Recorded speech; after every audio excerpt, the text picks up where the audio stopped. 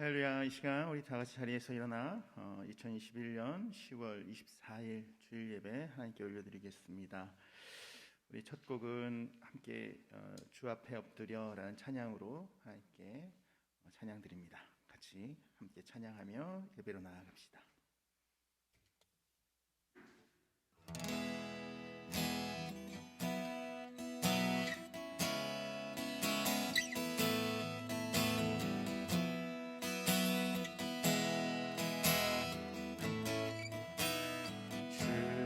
앞에 엎드려 경배합니다. 오직 주께 주 경배합니다. 다른 신 아니 오직 주께. 우리 다시 한번 고백합시다. 주 앞에 엎드려 앞에 엎드려 경배합니다. 오직 주께 주 경배합니다.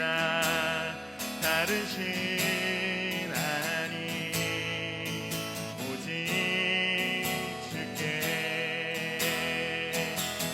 나의 모든 우상들 나의 보좌 모두 다 내려놓고 나의 모든 우상들 나의 모든 우상들 나의 보좌 모두 다 내려놓고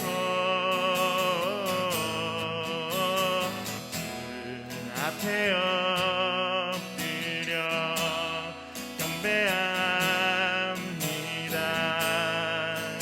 오직 주 앞에 엎드려 주 앞에 엎드려 경배합니다. 오직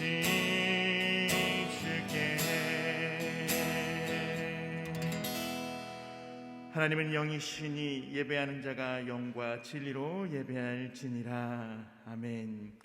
우리 나눠드리는 주보 뒤에 있는 사도신경, 새 사도신경으로 함께 우리의 신앙을 함께 고백합시다. 나는 전능하신 아버지 하나님 천지의 창조주를 믿습니다. 나는 그의 유일하신 아들 우리 주 예수 그리스도를 믿습니다. 그는 성령으로 잉태되어 동정녀 마리아에게서 나시고 본디오 빌라도에게 고난을 받아 십자가에 못 박혀 죽으시고 장사된 지 사흘 만에 죽은 자 가운데서 다시 살아나시며 하늘에 오르시어 전능하신 아버지 하나님 우편에 앉아 계시다가 거기로부터 살아있는 자와 죽은 자를 심판하러 오십니다.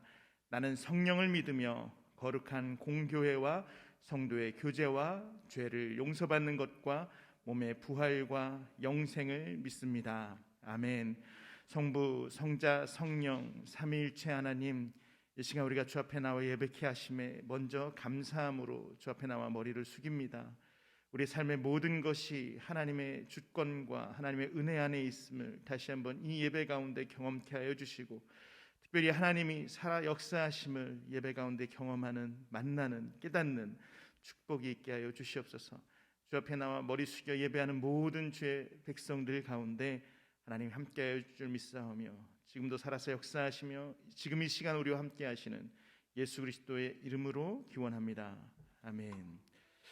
우리 자리에 앉으셔도 되고요. 그 자리에서 계속해서 일어나서 찬양해도 됩니다. 편하게 찬양했으면 좋겠습니다. 사랑 중에 사랑이라는 찬양인데요. 조금 익숙하지는 않은 찬양이신데 한번 가사를 좀 기억하시면서 함께 찬양했으면 좋겠습니다.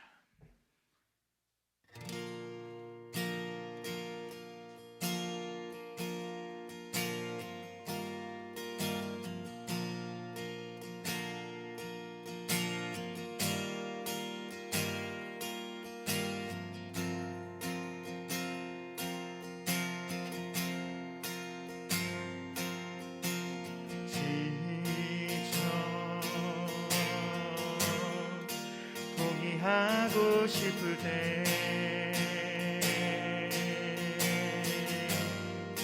혼자 뒤처진 것만 같고 우리조차 없을 때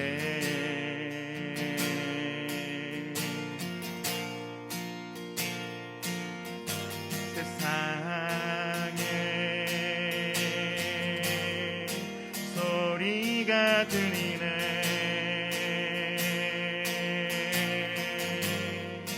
사랑받을 자격 없다고 너는 할 수 없다고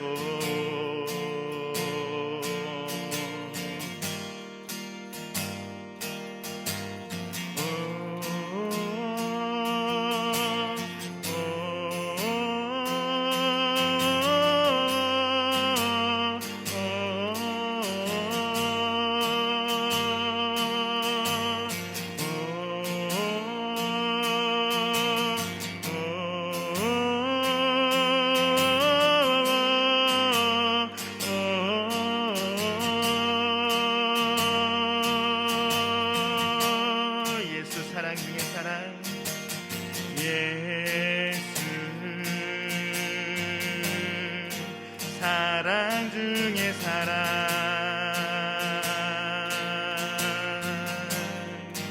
오늘 우리 가운데 오셔 우리를 안아주시네.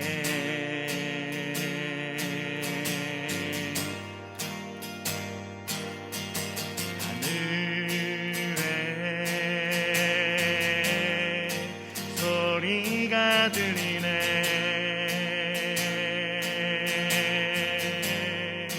나의 사랑하는 자들아 일어나 함께 가자.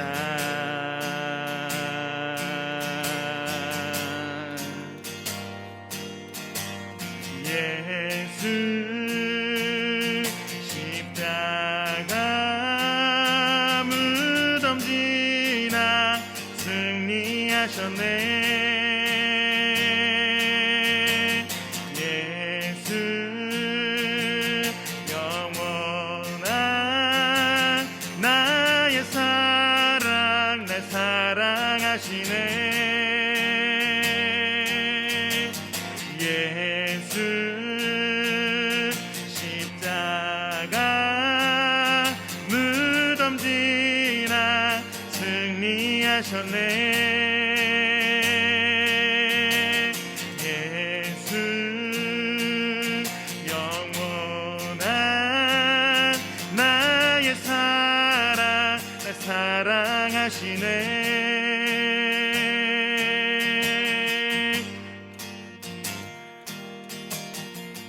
사랑 두려운 것 없네. 사랑 날 자유케 하네. 사랑 지금 우리 가운데. 사랑 두려운 것 없네. 사랑 날 자유케 하네. 사랑 지금 우리 가운데. 사랑 두려운 것 없네. 사랑 날 자유케 하네. 사랑 지금 우리 가운데. 사랑 두려운 것 없네.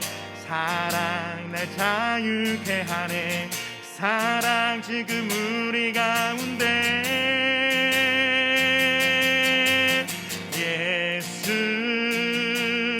십자가 무덤 지나 승리하셨네. 예수 영원한 나의 사랑 날 사랑하시네. 예수 십자가 무덤 지나 승리하셨네.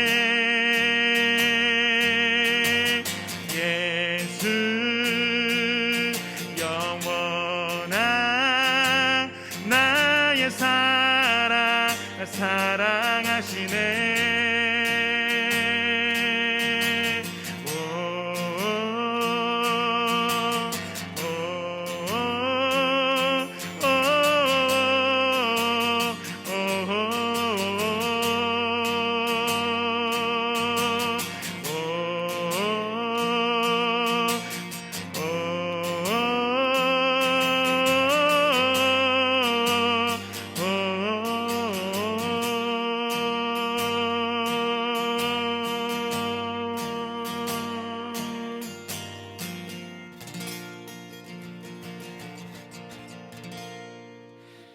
예수 그리스도의 십자가의 사랑이 시간 우리를 이 자리로 인도했음을 우리가 고백합니다. 이 시간 우리 함께 찬양하며 나아갑시다. 주님의 은혜에 넘치네 함께 찬양합시다.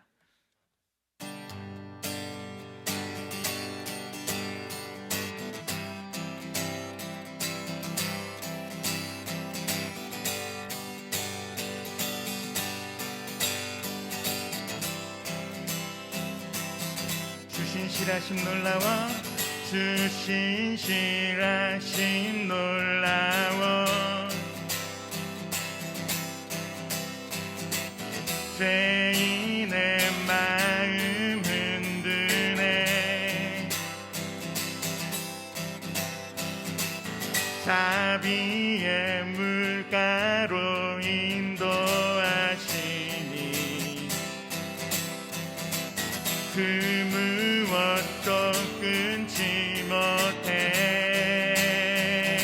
주신 실하심 놀라워 주신 실하심 놀라워 죄인의 마음 흔드네 자비의 물가로 인도하시니 그 무엇도 끊지 못해 주여 기억하소서 주 백성 자녀들 신실한 주님의 약속 주여 기억하소서 주 백성 자녀들 신실한 주님의 약속 주님의 은혜 내게 넘치네 나를 향한 그 은혜 공의와 사랑 놀라워 악한 자를 들어 쓰십니다. 약한 자 들어 쓰시네 구원의 노래로 인도하시니 만 백성 함께 찬양해 주여 기억하소서 주 백성 자녀들 신실한 주님의 약속 주여 기억하소서 주여 기억하소서 주 백성 자녀들 신실한 주님의 약속 주님의 은혜 내게 넘치네 나를 향한 주 은혜 주님의 은혜 내게 넘치네 나를 향한 주 은혜 주님의 은혜 주님의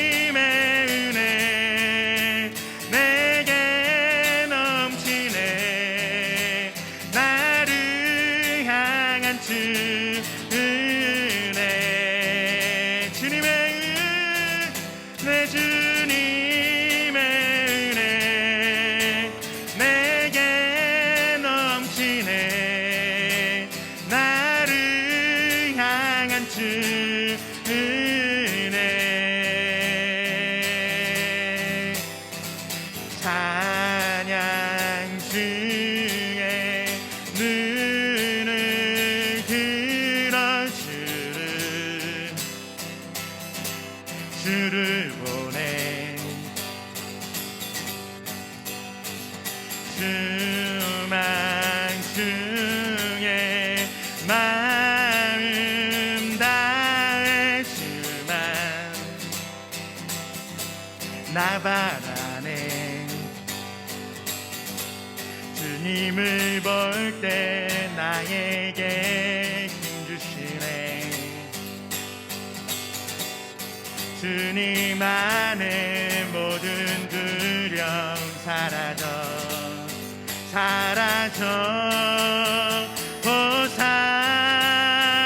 호산나 호산나.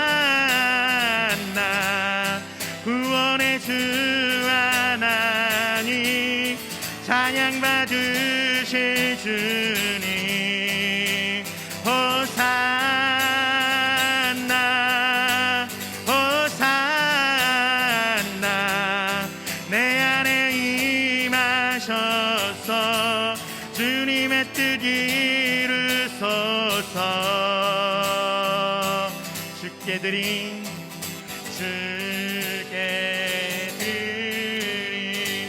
마음 단기도 들으소서. 주의 나라 상한 영혼들을, 주의 나라 상한 영혼들을 새롭게 해. 주님을 볼 때 나에게 힘 주시네. 주님 안에 모든 두려움 사라져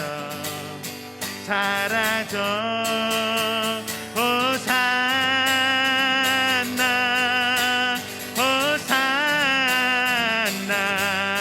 내 안에 임하셔서 주님의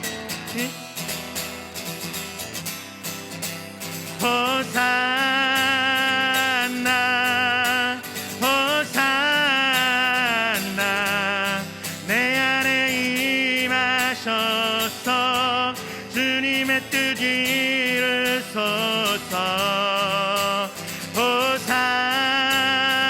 호산나 호산나. 구원의 주 하나님 찬양 받으실 주님. 호산나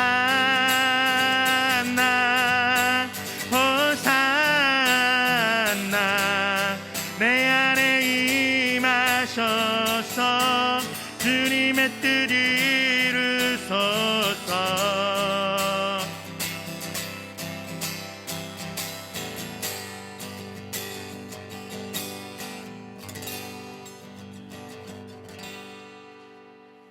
아멘.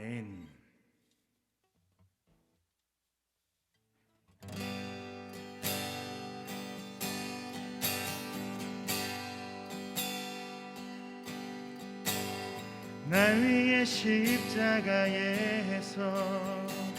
깨뜨리신 사랑, 오늘도 그 사랑 안에 나 거합니다. 주님의 생명 내 안에 있고 주님의 사랑 날 강권하니 나 오늘도 주께 내 삶을 깨뜨립니다.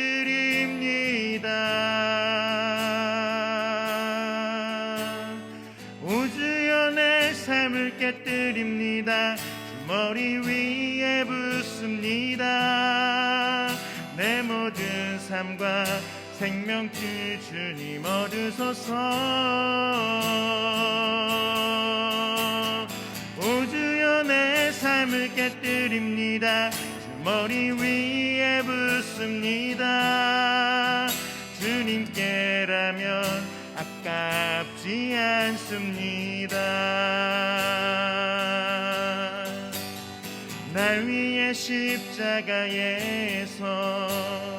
깨뜨리신 사랑, 오늘도 그 사랑 안에 나 거합니다. 주님의 생명 내 안에 있고 주님의 사랑 날 강권하니 나 오늘도 주께 내 삶을 깨뜨립니다.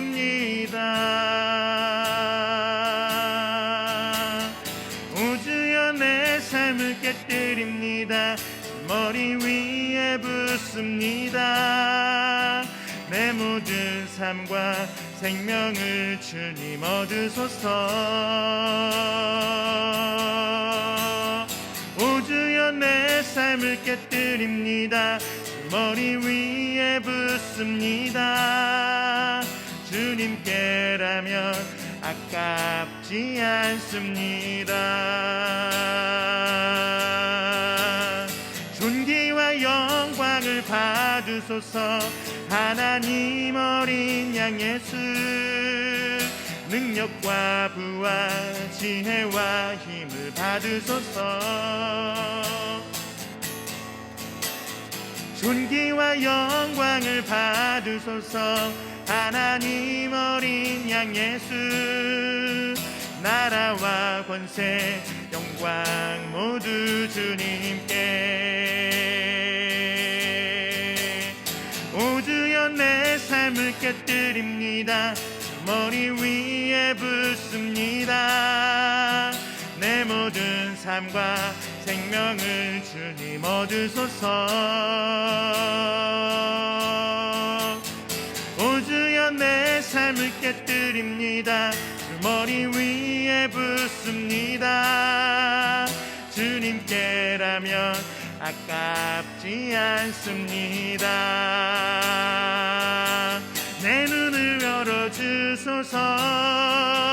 주의 참된 가치 보도록 내 앞에 계신 주님과 비할 것은 없습니다. 내 손에 남은 것 없이 아낌없이 다 드립니다. 주님 한 분만을 위하여 한 방울도 남김없이.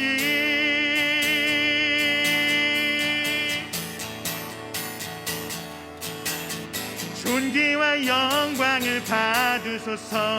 하나님 어린 양 예수, 능력과 부와 지혜와 힘을 받으소서.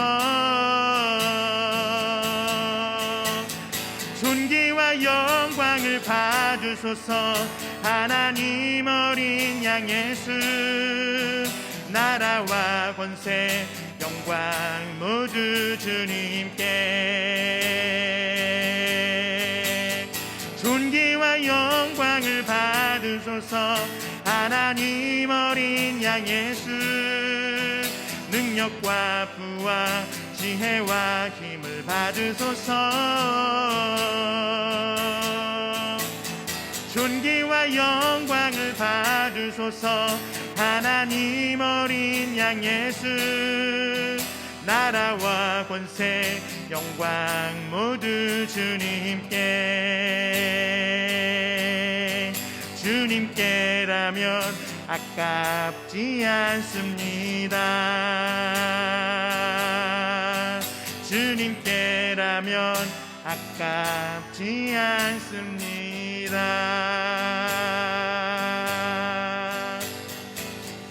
이 시간 우리 함께 마음을 모아서 함께 기도했으면 좋겠습니다. 먼저 교회를 위해서 함께 기도해 주십시오. 세워져가는 교회가 하나님의 귀한 도구로, 하나님의 귀한 교회로 정말로 매일매일 세워져 갈 수 있도록 특별히 많은 성도들이 하나님 물밀듯이 복음의 놀라운 능력 가운데 회복되어 돌아오는 그 놀라운 은혜가 이 세워져가는 교회 가운데 있게 해달라고 기도해 주시고, 특별히 이 주변의 그리스도의 복음을 선포하고 나아갈 때에 그 복음의 능력이 교회를 통하여서 나타날 수 있게 해달라고 기도했으면 좋겠습니다. 그리고 사역을 하는 부족한 저를 위해서도 기도해 주시고, 특별히 질병 가운데 고통받고 있는 많은 이들을 위해서 그 모든 질병으로부터 하나님 치유케 해달라고, 이 코로나19의 상황 또한 조속히 마무리될 수 있게 해달라고 우리 마음을 모아서 함께 기도하며 나아갑시다. 같이 기도합시다. 사랑이 많으신 하나님 아버지, 이 시간 우리가 하나님 앞에 나와 예배케 하심을 먼저 감사드립니다. 우리의 예배 가운데 함께 하시는 그 하나님의 은혜를 다시 한번 경험하고 말씀과 찬양과 기도로 주 앞에 나아가는 주의 백성들 가운데, 이곳에 모인 모든 이들 가운데 하나님 함께하여 주시고 역사하여 주시되, 특별히 세워져가는 교회를 통하여서 하나님의 놀라운 은혜와 능력 있게 하여 주시옵소서. 하나님께서 뜻하시고 계획하심이 있어서 이 지역 가운데 교회를 세우셨사오니 하나님, 이 교회를 통하여서 하나님의 그리스도의 복음의 확장이 이 교회의 터를 통하여서 일어날 수 있도록 하나님 역사하여 주시고, 그 복음을 통하여서 하나님 앞에 회복되어 돌아오는 죽었던 영혼들이 하나님 앞에 돌아 나오는 놀라운 역사가 하나님 이곳을 통하여서, 이 교회를 통하여서 일어날 수 있도록 아버지 인도하여 주시옵소서. 하나님, 우리가 정말로 복음을 들고 나와 정말로 주의 복음을 선포하며 나아가길 소망합니다. 선포할 때마다 하나님 놀라운 능력이 나타나게 하시고, 복음의 역사가, 복음의 증거가 사람의 입술이 아니라 성령 하나님의 놀라운 능력으로 일하는 것임을 우리가 다시 한번 목도할 수 있도록 하나님 역사하여 주시옵소서. 이 시간 주 앞에 나와 예배하는 우리 모두에게 먼저 그 은혜를 쳐주시옵고, 먼저 그 놀라운 능력을 전입해 주셔서 우리가 복음으로 말씀으로 다시 한번 세워져 나아가는 귀한 예배 되어줄 수 있도록 하나님 역사하여 주시옵소서. 특별히 코로나19로 인해서 많은 이들이 어려움 가운데 노출되어져 있고 여전히 두렵고 떨리는 마음으로 하나님 앞에 나오지 못하는 이들도 참으로 많이 있사오니, 하나님 코로나19의 사태가 조속히 마무리될 수 있도록 주님 인도하여 주시고, 또 질병과 육신의 연약함으로 힘들어하고 있는 모든 영혼들에게 하나님 찾아가 주셔서 만나 주시고, 하나님의 놀라운 치유의 손길을 경험할 수 있도록 하나님 역사하여 주시옵소서. 이 시간 우리가 마음을 모아 뜻을 모아 주 앞에 기도하고 간구하여 싸우니 하나님 기도와 간구의 제목 가운데 놀랍도록 역사하여 주시옵소서.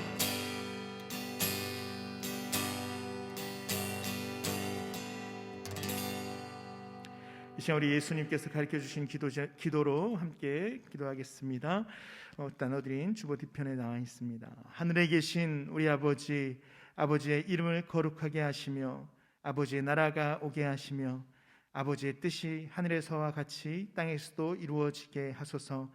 오늘 우리에게 일용할 양식을 주시고 우리가 우리에게 잘못한 사람을 용서하여 준 것 같이 우리 죄를 용서하여 주시고 우리를 시험에 빠지지 않게 하시고 악에서 구하소서.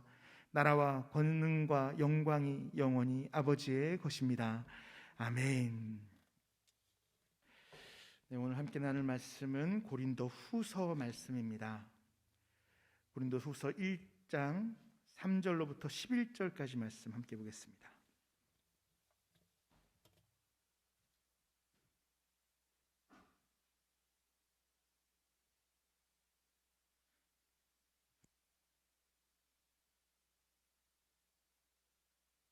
고린도 후서 1장입니다.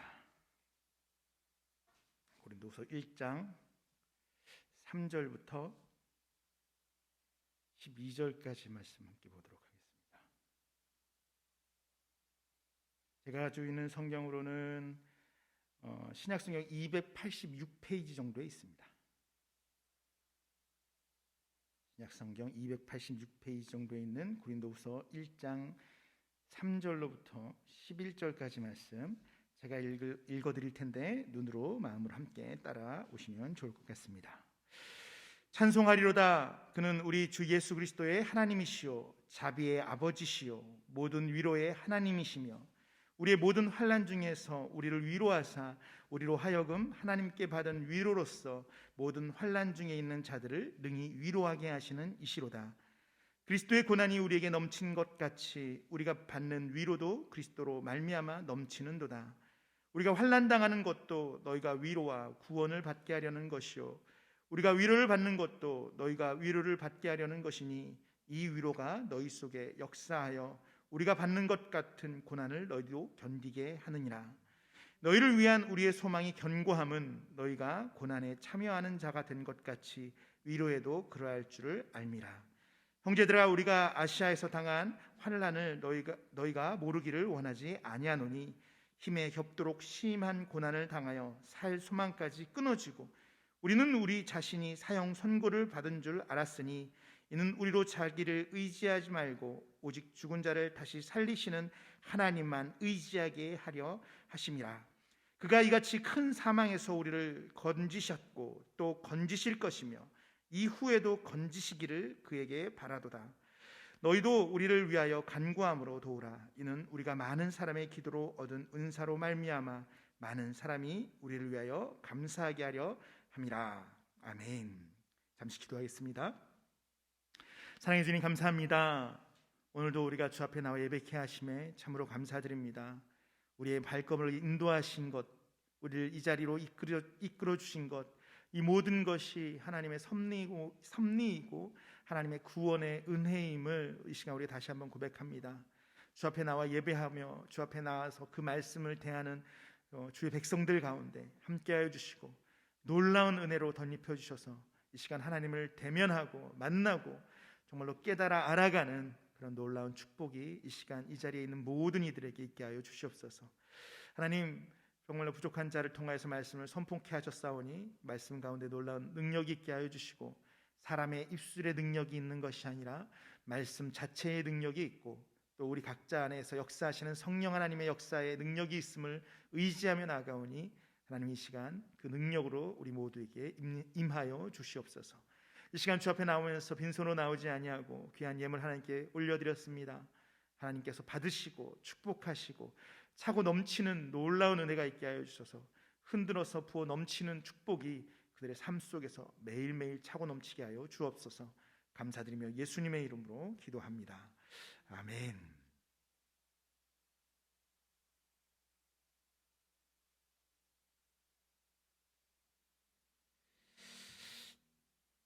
네, 오늘 말씀은 우리에게 위로가 필요합니다라는 제목으로 고린도후서 말씀을 좀 나눠보려고 합니다.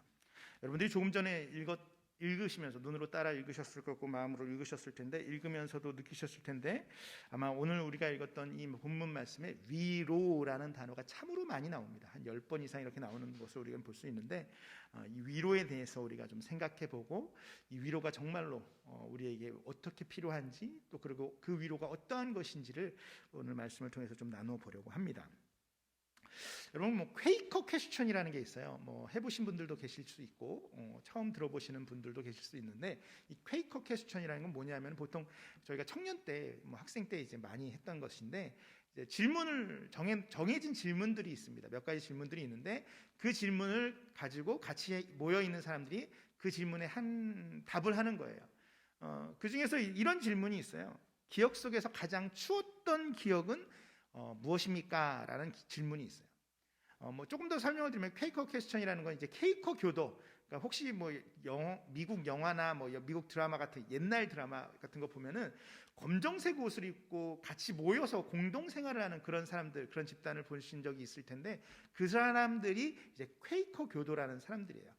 근데 그 사람들이 이제 같이 나누는 그런 질문들이 관계를 만들어 갈 때 참 좋은 것 같다라고 해서 이제 상담이나 심리 쪽에서 또는 이제 관계를 형성하는 쪽에서 이제 활용을 합니다. 그것이 이제 퀘이커 퀘스천인데 어쨌든 이 퀘이커 퀘스천에서 질문 가운데 한 가지가 뭐냐면은 여러분들의 삶 가운데 가장 추웠던 기억을 한번 나눠 보십시오. 그러니까 서로를 나누는 거예요. 나는 이런 것이 있었습니다. 저런 것이 있었습니다라고 나누는, 그래서 서로를 좀 더 알아가는 그런 질문인데 이 가장 추웠던 기억, 여러분도 한번 생각을 해보셨으면 좋겠어요. 여러분들의 삶 속에서 여태까지 삶을 살아오시면서 가장 추웠던 때가 언제일까? 근데 여기서 말하는 추웠다라는 것은 단순히 날씨만을 이야기하는 건 아니에요. 물론 날씨도 괜찮지만 이제 사람 내면에 가지고 있던 어떤 심리적인, 감정적인, 그래서 정말로 힘들고 어렵고 정말로 한파를 느낀, 우리 육신의 한파가 아니라 우리의 마음의 한파를 느꼈던 때는 언제인가를 한번 생각해보고 그러한 것들을 나누는 시간이 바로 이러한 질문을 하는 이유와 목적입니다. 여러분도 잠깐 한번 생각해 보셨으면 좋겠어요. 나에게 가장 추웠던 시절은 언젠가? 아니면 나에게 가장 추웠던 때, 상황, 환경은 무엇인가 한번 생각을 지금 혼자 해보셨으면 좋겠어요. 저도 이런 케이크 퀘스천을 몇 번 하면서 이렇게 질문을 하면 사실 저도 오늘 본문을 가지고 설교를 준비하면서 제 스스로에게도 다시 한번 자문해봤어요. 너에게 가장 추웠던 때는 언제니? 라고 스스로 물어봤더니 여러 가지가 떠오르기는 했어요. 근데 고등학교 1학년 때입니다. 고등학교 1학년 때 제가 지금은 이렇게 목회를 시작을 해서 이렇게 하고 있는데, 목사를 하고 있는데, 제가 고등학교 1학년 때 가출을 했었어요. 가출을 했던 나름대로의 이유는요, 이제 부모님 때문이었어요. 핑계를 대는 거긴 하지만 그 당시 이제 부모님이 종종 이제 다투셨어요. 근데 한번 다투시면 크게 다투실 때도 종종 있었거든요. 근데 고등학교 1학년 때였는데 부모님이 굉장히 크게 다투셨어요. 막 싸움하시고 막 그런 모습들이 너무나 저에게 좀 충격이고 상처가 많이 됐어요. 그래서 그 당시에 이제 저와 저희 형님이 지내던 게 이제 지하실 칸방에서 있고, 저희 부모님이랑 저희 누님은 1층에서 있었는데, 지하실 방에서 이렇게 있다가 안 되겠다. 이런 집에서는 도저히 살 수가 없어. 그리고 편지 한 장을 써놓고, 그 당시 중고등부 임원을 하고 있었으니까 중고등부 임원이 가지고 있었던 그 회비가 조금 있었어요. 몇만 원인지 정확히 기억은 안 나는데 그 몇만 원 돈을 가지고 집을 나갔다 왔습니다. 그래 봐야 하루 나갔다 왔는데, 어쨌든 그렇게 집을 나가서 그 당시 집에서 안양이었는데 수원을 갔어요. 전철을 타고 수원을 가서 수원역 광장에서 마지막 차 기차를 타고 부산을 내려갔다가 다음날 올라왔어요.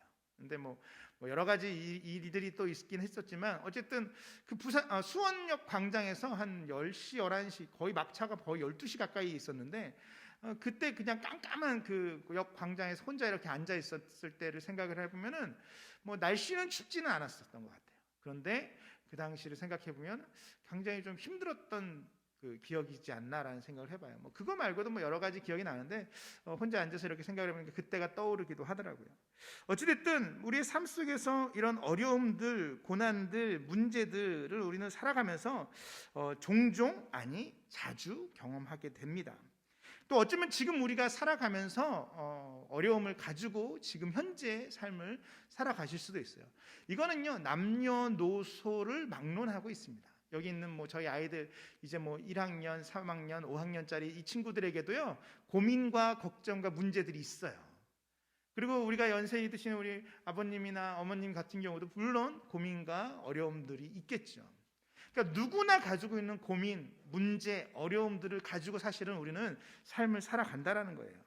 이러한 고난과 역경, 이러한 문제들이 누구나 다 가지고 있긴 하지만 그것을 완벽하게 해결하면서 살아가는 사람도 사실은 별로 없다라는 거죠. 그리고 이런 고난과 역경과 이런 문제들로부터 자유로운 사람도 없다라는 거예요. 누구나 다 그런 고난과 역경 가운데 삶을 살아간다라는 거죠. 그런데 이런 고난과 역경이 사실은 좋은 것이 결코 아니지 않습니까? 이런 어려운 문제, 나에게 당면에 있는 이런 고난, 이런 어려운 문제들을 사실을 해결을 해야 되는 것이 사실이죠. 사업을 하든지 간에 아니면 가족 관계에 있어서도 이런 어려움들이 찾아올 수도 있겠죠. 그저 시간이 해결해 주겠거니 하면서 그냥 흘려보내는 경우들도 분명히 있을 테지만, 어찌되었든 이런 어려움들, 어려운 문제들은 분명히 우리를 힘들게 하는 요소임에 틀림없습니다.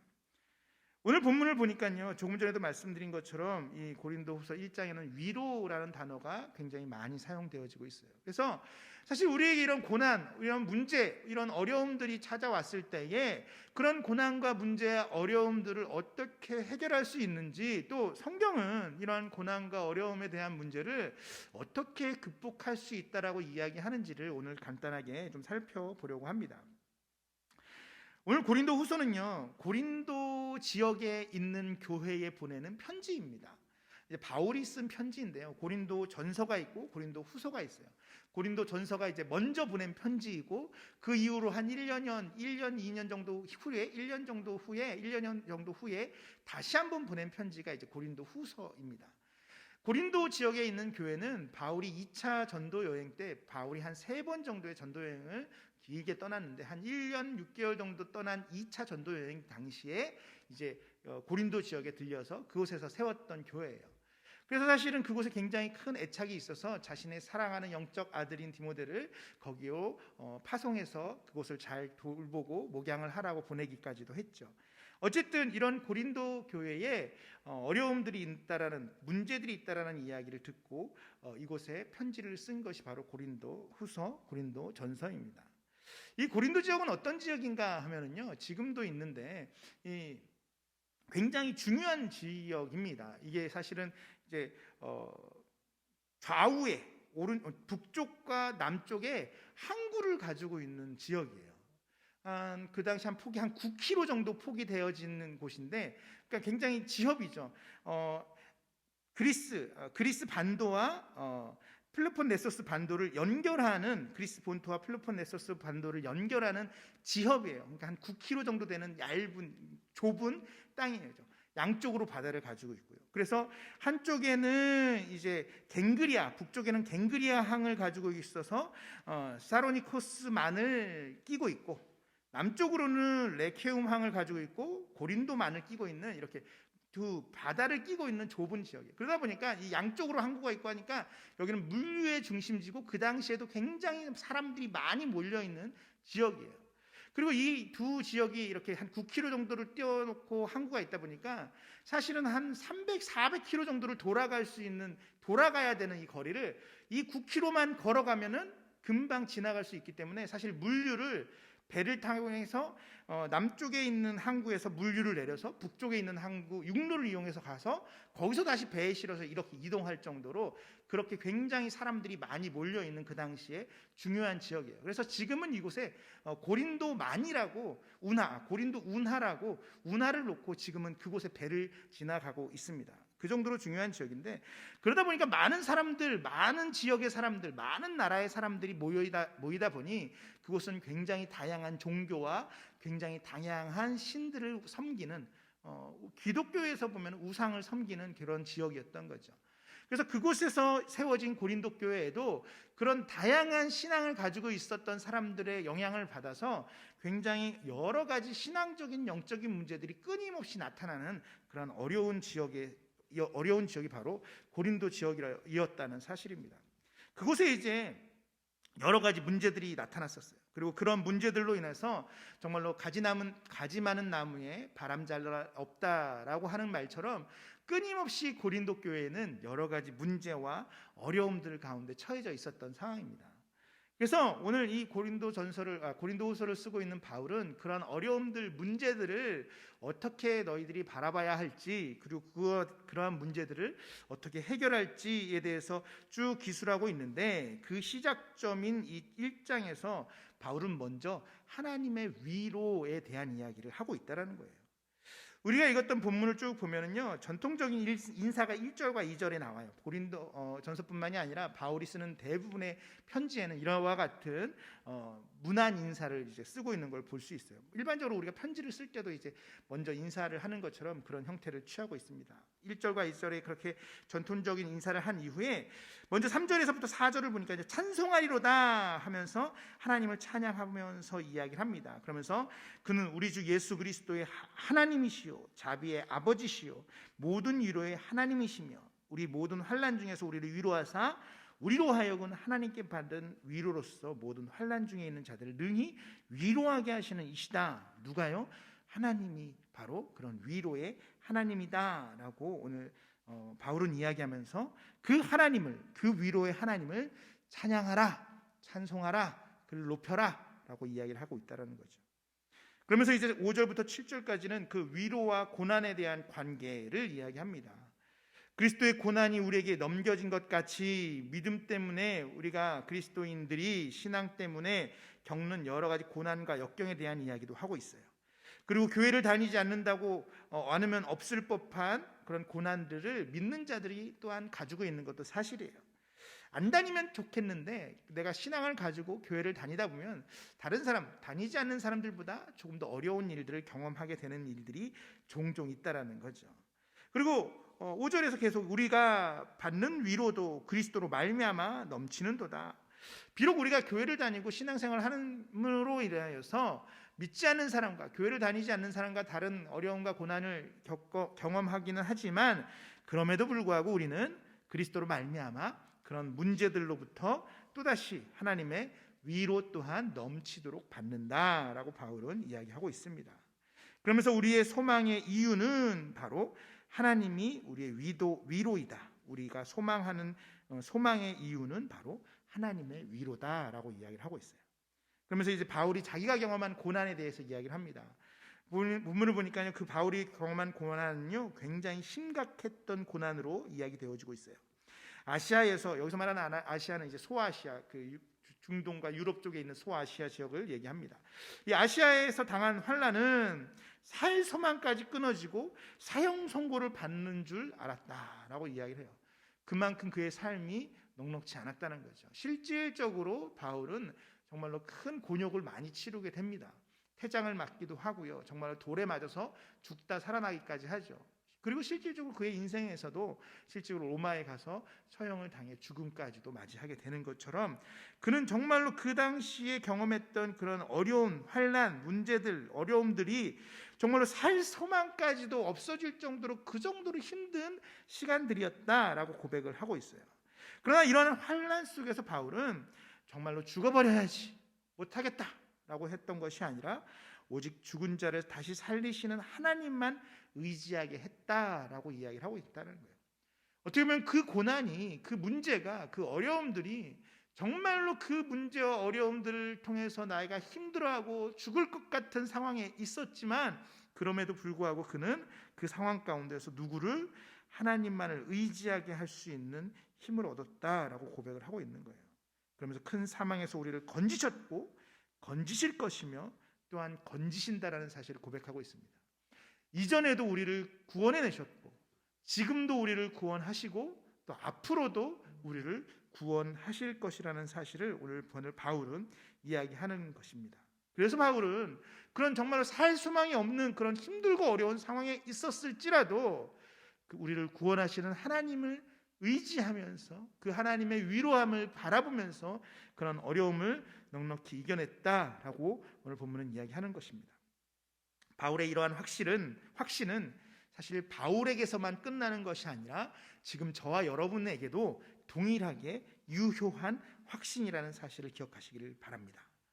앞서 우리의 삶 속에서 찾아오는 수많은 문제들, 고난들, 역경들, 어린아이, 남녀노소를 막론하고 찾아오는 그런 모든 문제들에서 특별히 성도로서, 교회로서 살아가면서 경험하는 더 많은 문제들이 있을 수도 있지만 이런 모든 고난과 어려움들은 결코 끝이 아니라는 것입니다.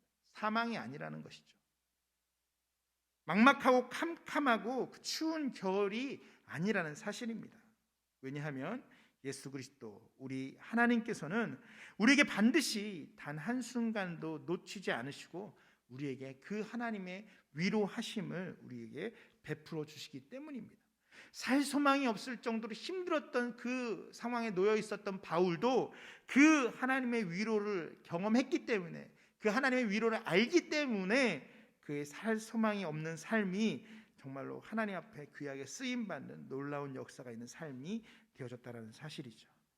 그렇다면 하나님의 위로, 이 위로가 어떠한 것인가를 우리가 좀 살펴보아야 할 것입니다. 위로라는 단어는요, 파라칼레오스라는 그 히브리어 헬라어 단어인데요, 이 단어는 하나님의 내적 속성, 하나님의 성품에 대한 이야기를 하는 것입니다. 다시 말해서 하나님의 사랑, 하나님의 자비, 하나님의 은혜, 하나님의 긍휼과 같은 이런 하나님의 속성이 구체적이고 실제적으로 나타나는 현상들을 바로 위로라고 이야기한다는 거죠. 그냥 추상적이거나 어떤 관념적인 것이 아니라는 거예요. 하나님의 위로는요, 실제적이고 구체적으로 우리들의 삶 속에서 드러나고 나타난다는 사실입니다. 단순히 감정, 긴장의 완화와 같은 심리적인 상태가 아니라 실제적인 환난과 고난으로부터 실제적으로 우리를 건져주시고 구원해 주시는 것이 하나님의 위로라는 것이에요. 바울이 죽을 것 같은 살 소망까지 끊어지고 사형 선고를 받은 줄로 안 상황에서 죽음이 아닌 생명으로 구체적으로 그의 삶을 바꿔주셨던 것, 사형 선고를 다시 뒤집어서 무죄를 선고하고 그 모든 결박을 풀어서 해방시켜주는 그것이 바로 하나님의 위로라는 것이라는 사실이에요. 하나님의 위로는 이러한 구체적이고 실제적인 위로라는 사실을 우리는 잊어서는 안 된다라는 것이죠. 그렇다면 삶의 모든 문제, 우리가 삶을 살아가면서 경험하고 있는 삶의 모든 문제에서 하나님의 위로가 구체적으로 나타난다는 사실을 저와 여러분들이 기억하시길 부탁을 드립니다. 그냥 추상적인 게 아니라 우리의 삶의 문제, 그러니까 우리 삶의 문제에서 그 모든 문제들이 하나님의 위로로 해결된다는 거죠. 우리의 삶의 문제가 사실 없어졌으면 좋겠는데, 참 아예 없었으면 좋겠는데 사실은 그렇지는 않죠. 우리가 삶을 살아가다 보면 아까도 말씀드린 것처럼 그런 문제들이 찾아온다는 거예요. 여러 가지 문제가 있겠지만, 특별히 우리의 삶을 살아가다 보면 여러 가지 문제들이 있겠지만, 모든 사람들이 그 문제를 해결해 주시는 하나님을 바라볼 수 있다라는 거예요. 성경을 보니까요, 여러 가지 문제들과 문제적 상황들이 나타나는 것을 볼 수 있습니다. 그 중에 한 두 가지만 먼저 말씀을 드려보면 그런 거예요. 오병이어라는 사건이 있습니다. 잘 아시겠지만 예수님께서 말씀을 가리키고 그 말씀을 듣기 위해서 모였던 많은 무리들에게 물고기 2마리와 보리떡 5개로 5,000명을 먹이는 놀라운 이적을 행하십니다. 옛날에 저도 이런 이야기를 들어봤어요. 교회를 다니면 떡이 나오니 쌀이 나오니 밥이 나오니라는 말을 저희 아버지한테 들었던 적이 있었던 것 같아요. 근데 사실은요, 성경을 보니까요, 떡도 쌀도 빵도 나오더라고요. 사실 제가 이제 개척을 해서 지금 오늘 6번째 예배를 드리고 있는데, 사실은 이 개척을 하는 과정을 통해서 다시 한번 그 은혜를 많이 경험하는 것 같습니다. 물론 그것이 누군가를 통해서, 하나님께서 누군가를 통해서 우리에게 주시는 공급함을 우리가 알기 때문에 실질적으로 어떠한 제 주변에 있는 사람들로부터 공급함을 받지만, 그것이 단순히 사람의 공급이 아니라 하나님의 공급이라고 우리는 알고, 그것을 하나님의 위로함이라고 저희는 생각을 한다는 거죠. 정말로 배고파서 굶주린 자들에게 떡과 빵을 나눠주셨던 예수님이 있다라는 거예요. 그것이 2000년 전에만 있었던 것이 아니라 실질적으로 오늘도 여전히 신실하게 나타나고 있다는 사실이죠. 먹을 것 문제만 해결해 주는 것이 아닙니다. 혈루병을 고친 여인의 이야기도 성경에 나오죠. 혈루병은요, 그 당시에는 굉장히 수치스러운 병이에요. 그 당시에는 이제 피를 굉장히 부정한 것으로 생각을 했기 때문에, 여인의 피를 굉장히 부정한 것으로 생각했기 때문에 이 피가 멈추지 않는다는 것은 육신적으로, 신체적으로 심각한 문제이기도 하지만 수치스럽고 정서적으로 굉장히 비난받는 그런 병 중에 하나가 바로 혈루병이었다는 사실이에요. 그래서 그 여인은요, 길거리를 다니는 것 자체도 굉장히 스스로 수치스러움을 느끼면서 살아갔던 여인이에요. 굉장히 오랜 시간 동안 많은 노력을 해서 그 병을 고치려고 노력하고, 많은 사람들을 찾아가서 만나고, 또 그런 병을 해결해 보려고 자신이 가지고 있는 모든 것을 어쩌면 쏟아 부었을지도 모릅니다. 그러나 그 문제가 해결할 수 없었던 그 문제를 예수님을 만났을 때 그 여인이 한 번에 해결되어지는 일들을 경험을 하죠. 사실은 조금 전에 말씀드렸던 먹고 사는 문제뿐만이 아니라, 물론 지금은 의술이 굉장히 많이 발달되어져서 질병을 의학적인 방법을 통해서 많이 고치고 있지만, 사실은 그런 의술 또한 하나님께서 우리에게 주신 놀라운 선물이라는 거죠. 어쨌든 그러한 것을 통해서, 또 그런 의술이 아니더라도 지금도 우리가 이해할 수 없는 방법으로까지도 하나님께서는 사람들을 고치시고 사람들을 살리신다는 것을 개인적으로도 경험을 했던 적이 있습니다.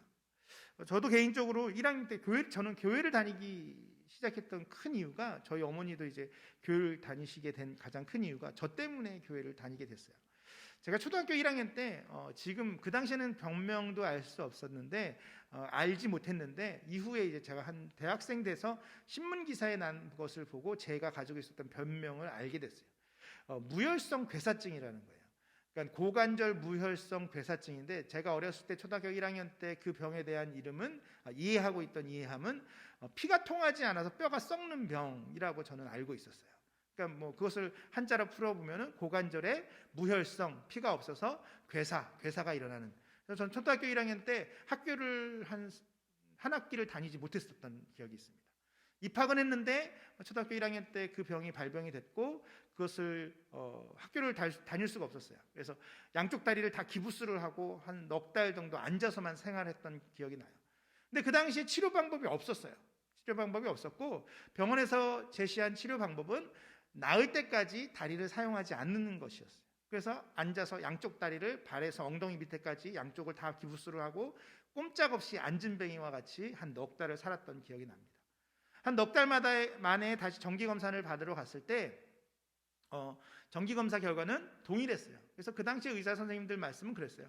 나을 때까지 이러고 살아야 된다는 거예요. 이것이 6개월이 걸릴 수도 있고 1년이 걸릴 수도 있고 2년이 걸릴 수도 있고 알 수 없지만 나을 때까지 다리를 사용하지 마라라는 것이 치료 방식이었어요. 근데 사실은 4개월 정도 한 기부스를 하고 다시 검사를 받았을 때에 이제 부모님들이 그 당시에 막 여름을 보내면서 막 다리 안에 상처, 기부스 안쪽에 막 상처가 나서 골마서 고름이 나오고 있기도 하고 막 그랬었기 때문에 부모님이 이제 기부스를 안 하고 저를 데리고 어머니가 저를 데리고 교회를 다니시기 시작하셨어요. 교회를 가면 병도 고친다더라. 이 얘기 하나 듣고 교회를 저희 어머니와 제가 다니기 시작했던 게 초등학교 1학년 때예요. 그렇게 뭐 특별한 치료도 없이 그냥 그렇게. 그래서 저는 초등학교 때에 학년이 바뀔 때마다 저희 아버지께서 편지를 써서 학교로 보내주셨어요. 이 아이는 이러이러한 병이 있어서 운동을 할 수 없습니다. 그래서 저는 초등학교 때 체육 시간에 한 번도 체육 활동을 해본 적이 없어요. 초등학교 1학년 때 늘 체육 시간엔 벤치에 앉아서 친구들이 체육 활동을 하는 걸 쳐다만 보고 있었어야 됐어요. 어떤 치료도 없이 그냥 그렇게 시간이 흘러 갔던 경험이 있었어요. 근데 정기적으로 한 1년에 한 번 정도 엑스레이를 찍으면서 경과를 보고 있었던 것이 전부였고 교회를 다니면서 저희 어머니가 매일매일 아침마다 저를 위해서 기도했던 기억이 많이 납니다. 근데 초등학교 6학년 때에 정기검사를 갔을 때에 신기하게도 그 무혈성 괴사증, 뼈가 썩어서 있었던, 그래서 뼈가 썩다 보니까 다리가 약간 짧았어요, 한쪽 다리가.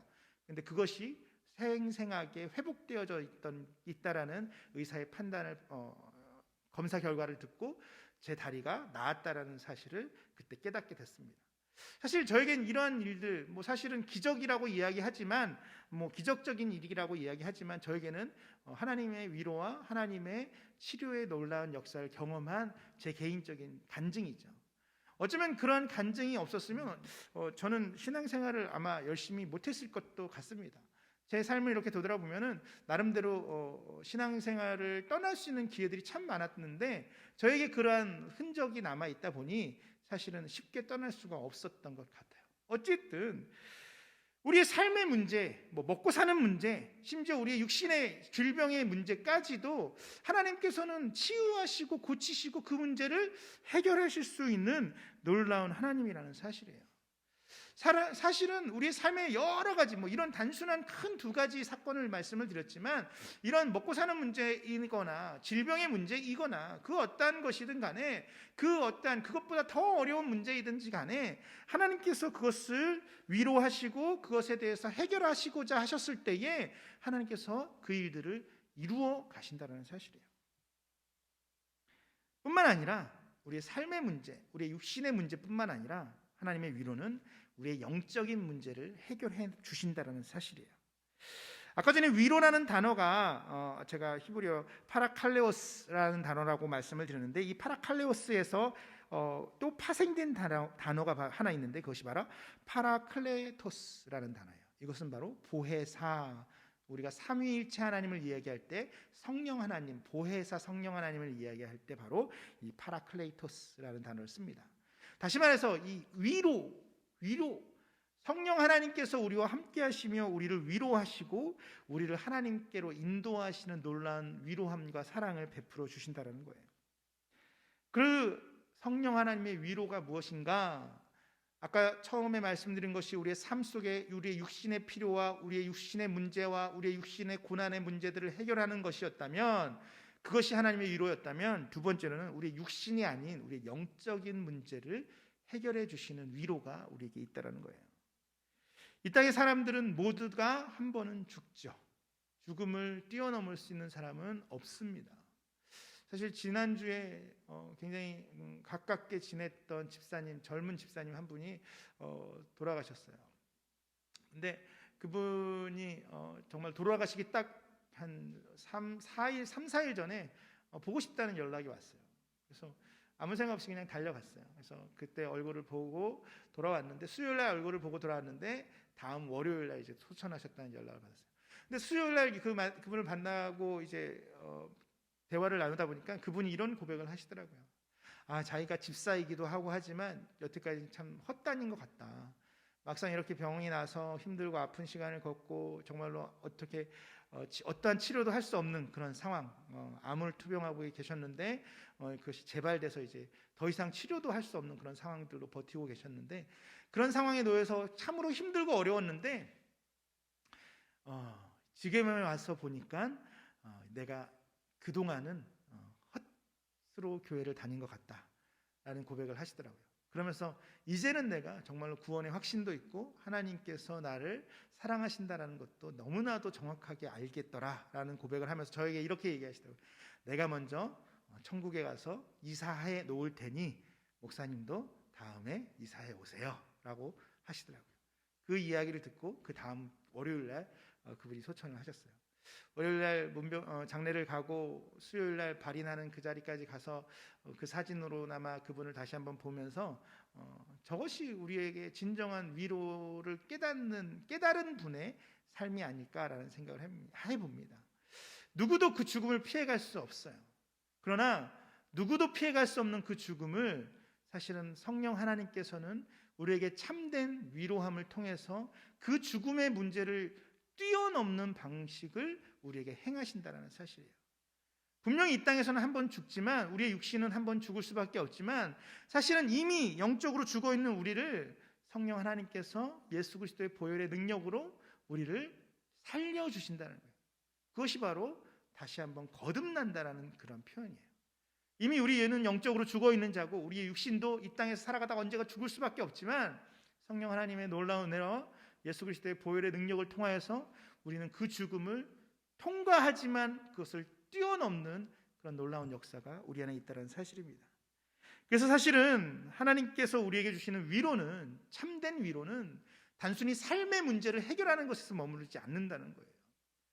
하나님께서 우리에게 주신 참된 위로는 단순히 삶의 문제를 해결할 뿐만 아니라 우리의 영적인 죽음의 문제까지도 해결해 주시는 것이 진정한 위로라는 사실을 저와 여러분들이 기억하시기를 주님의 이름으로 부탁을 드립니다. 이제 말씀을 맺어보려고 합니다. 위로, 참으로 좋은 말이지 않습니까? 나를 위로해줘, 나에게 어려움이 있을 때 나를 좀 아껴주고 나를 좀 보듬어줘 라는 말, 참 듣기 좋은 이야기고 참 그러한 위로를 받았을 때 즐겁고 행복할 것 같습니다. 그러나 진정한 위로는 이 땅에서 찾을 수가 없다라는 사실이에요. 이 땅에서 삶의 문제를 해결할 수 있는 것, 당장은 해결되어지는 것 같지만 진정으로 모든 영원한 문제를 해결할 수 있는 것은 이 땅에 아무것도 없다는 거예요.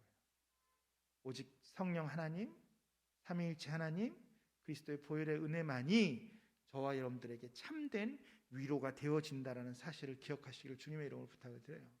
그것을 깨닫게 되면 조금 전에 제가 말씀드렸던 그 집사님과 같이 내가 사나 죽으나 내가 어느 자리에 위치해 있든지 간에 그 위로를 깨닫는 순간 그에게는 참된 평안과 참된 안식과 참된 기쁨이 주어지더라는 사실입니다.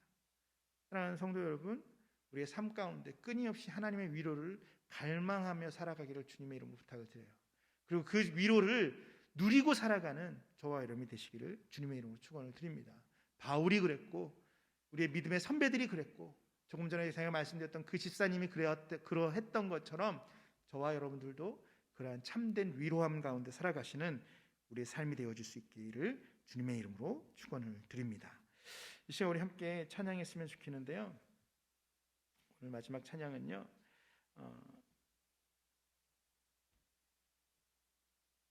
매일 스치는 사람들이라는 찬양인데요. 우리에게 하나님의 위로가 필요하고 우리에게 하나님의 사랑이 필요하다라는 그런 고백입니다.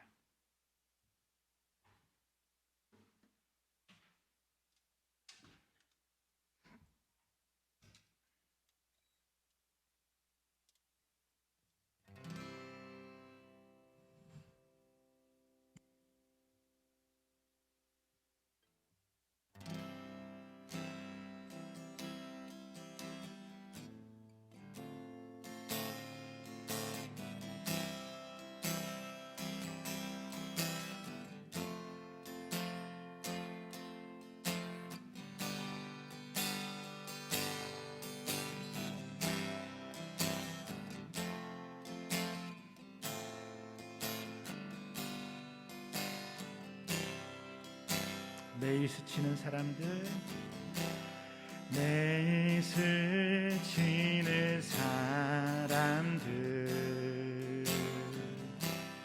내게 무얼 바라나. 공허한 그 눈빛은 무엇으로 채우나. 모두 자기 고통과 두려움 가득 감춰진 울음소리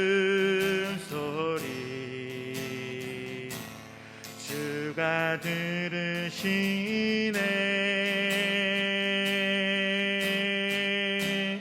그들은 모두 주가 필요해.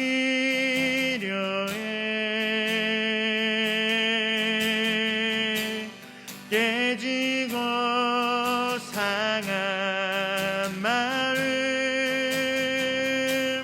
주가 여시네.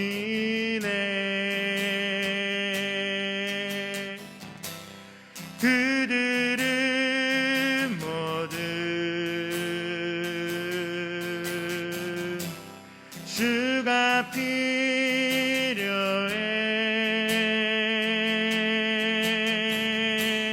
모두 알게 되리. 사랑의 주님. 캄캄한 세상에서, 캄캄한 세상에서 빛으로 부름받아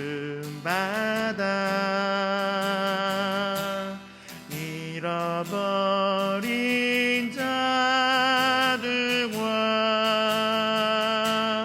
나누라고 하시네. 주의 사랑으로만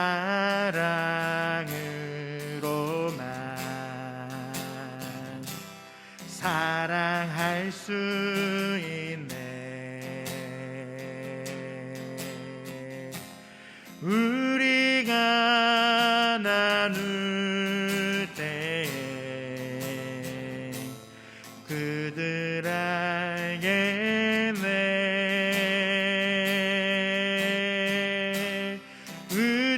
그들은 모두 주가 필요해.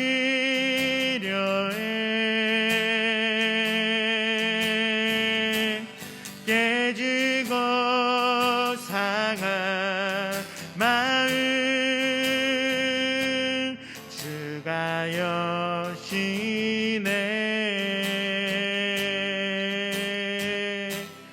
그들은 모두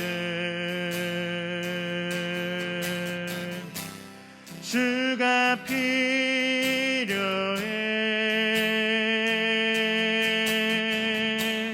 모두 알게 되리. 사랑의 주님. 이 시간 우리 함께 잠시 기도하며 나아가길 소망합니다. 하나님, 우리가 말씀을 듣고 하나님께서 우리에게 참된 위로자 되심을 내가 다시 한번 기억합니다. 그 위로가 우리의 삶 가운데 새겨질 수 있도록 주님 인도하여 주시옵소서. 세상에서 그 위로를 찾는 것이 아니라 하나님 안에서 그 위로를 발견하고 그 위로를 통하여서 영원한 생명을 얻는 그 축복을 우리가 모든 우리 성도들이 경험하고 누리고 나아갈 수 있게 해달라고 이 시간 말씀을 다시 한번 묵상하고 기억을 되새기면서 우리 다시 한번 기도하며 나아갔으면 좋겠습니다. 같이 기도합시다. 사랑해 주님 감사합니다. 우리에게 위로자로 오시고 우리를 구원하시고 우리를 살리시는 그 하나님의 은혜를 이 시간 우리가 다시 한번 경험할 수 있도록 아버지 인도하여 주시옵소서. 그 위로함이 우리를 정말로 사망에서 생명으로 옮기는 그 놀라운 위로라는 사실을 우리가 다시 한번 깨닫게 하여 주시고, 우리의 삶의 모든 문제들, 우리의 삶의 육신의 문제들 뿐만이 아니라 우리의 영적인 문제들까지도 하나님의 사랑과 자비와 은혜와 놀라운 긍휼함이 하나님 그 위로함으로 우리를 인도하신다는 사실을 기억하고, 이 시간 우리의 삶 속에서 온전히 주님의 위로함을 경험하고 살아가는 우리 모든 자들이 되어줄 수 있도록 주님 역사하여 주시옵소서.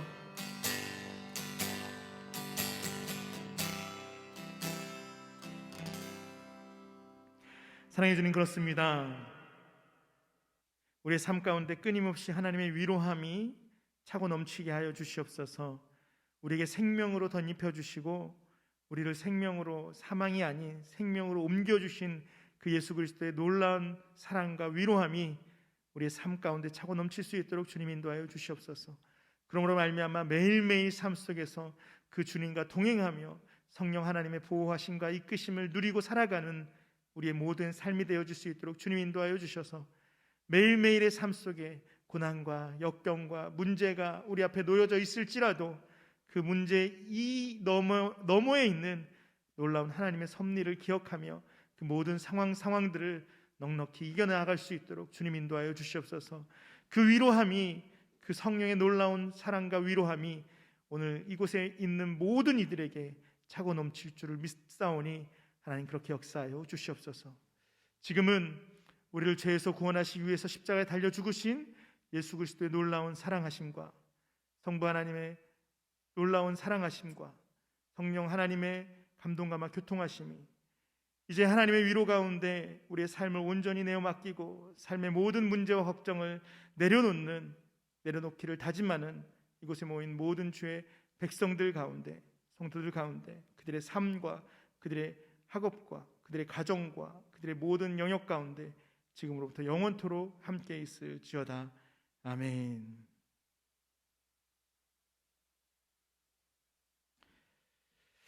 네, 몇 가지 광고 말씀 드리겠습니다. 오늘 세워져가는 교회에 오신 모든 여러분들을 주님의 이름으로 축복하고 환영합니다. 감사하게 어저께 그 개척 감사 예배가 은혜롭게 또 감사함으로 잘 드려졌습니다. 하나님께서 세워져가는 교회를 세우시고 또 이런 행정적인 절차들 또한 잘 하나하나 감당하고 마무리해 나가게 하셔서 너무나도 감사하고, 또 어제 와서 많은 축하와 또 격려해 주신 분들께 다시 한번 감사의 말씀을 드립니다.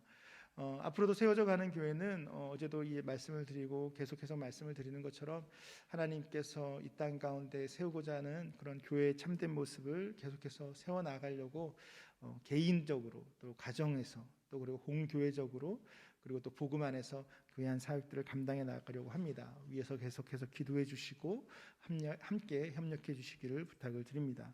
계속해서 말씀드리는 것처럼 지금 예배가 이번 주까지도 금요 예배, 주일 예배와 금요 예배로 진행되어지고 있습니다. 금요 예배는 찬양하면서 은혜를 나누는 시간들로 진행이 되어지고 있습니다.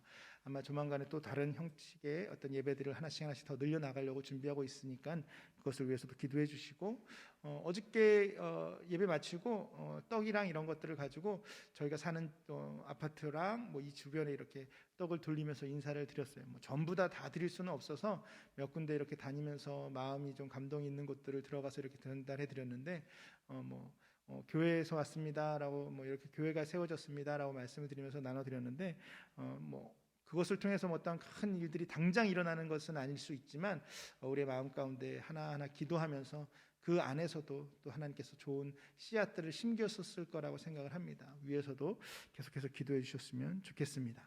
이번 한 주간도 주와 동행하시면서 하나님의 위로 가운데 살아가는 모든 여러분들이 되어지기를 부탁을 드리며 모든 예배를 마치겠습니다. 감사합니다.